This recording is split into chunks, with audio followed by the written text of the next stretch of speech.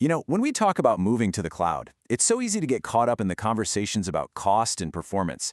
But honestly, the real high-stakes game is played with three other pillars: security, compliance, and control. If you get these wrong, your whole cloud strategy could be in jeopardy. So let's break down how to get them right. And just so you know, what we're covering today is based on part 2 of a fantastic 5-part tutorial from Virtualization Options LLC. It's all about figuring out where your workloads should live. If you missed our first part on the basics, you might want to check that out.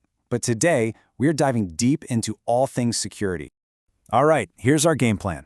We're going to start with the one central question that every IT leader has to grapple with. Then we'll look at public and private clouds, comparing their security.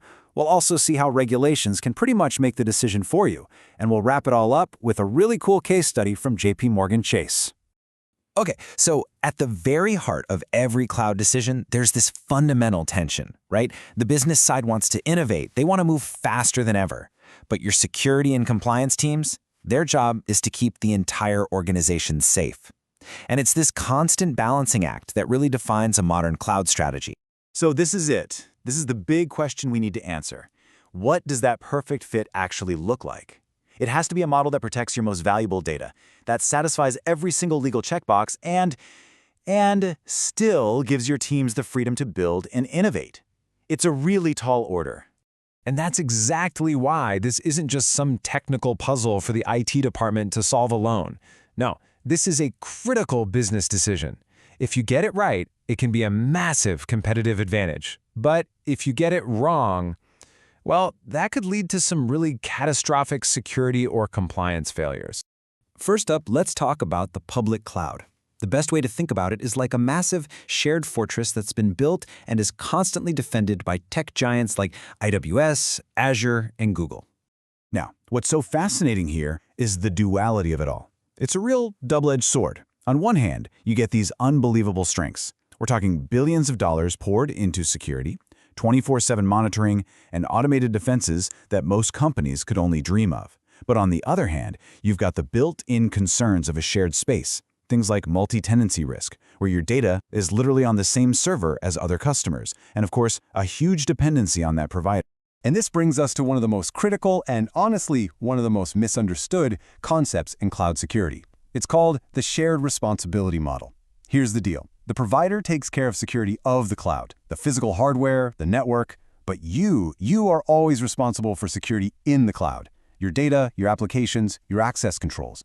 The tough truth is, a lot of the big breaches you hear about, they don't happen because a tech giant failed. They happen because a customer just misconfigured a single setting.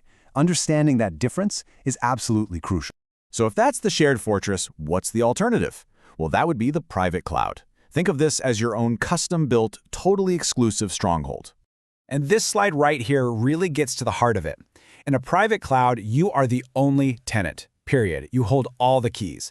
This single-tenant setup gives you direct, fine-grained control over literally everything, from the physical servers all the way up to the network policies. And all that exclusive control, it translates into some really powerful, tangible benefits.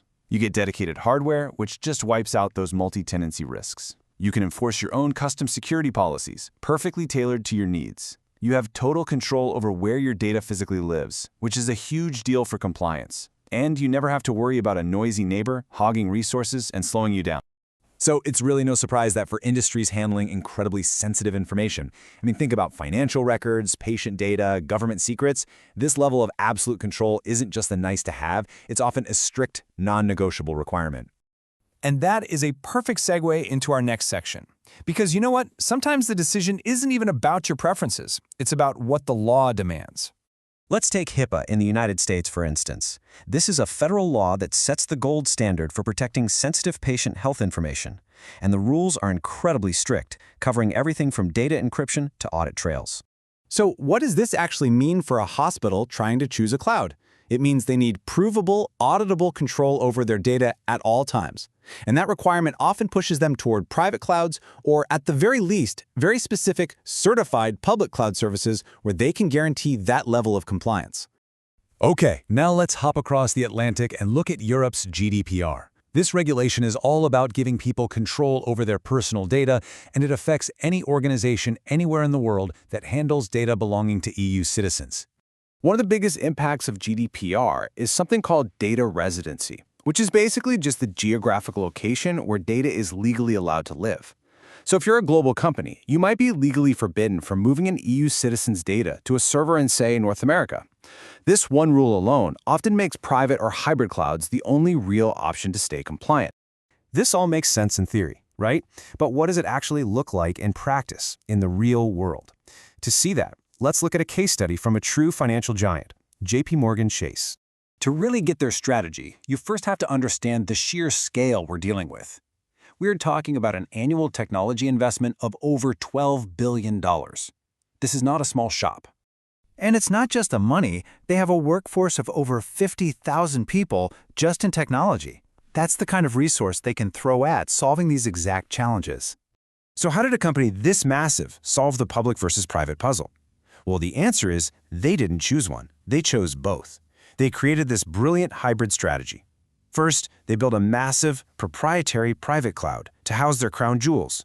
We're talking critical financial systems and super sensitive customer data. But then, for everything else, like development, testing, and data analytics, they strategically use public cloud services to stay agile and to innovate. And there's a quote from the source material that just sums it up perfectly. By taking this hybrid approach, they created a balanced strategy. It's the best of both worlds. They didn't have to compromise on security or compliance, and they didn't have to give up speed or efficiency. And that really brings us to our final and maybe our most important takeaway here.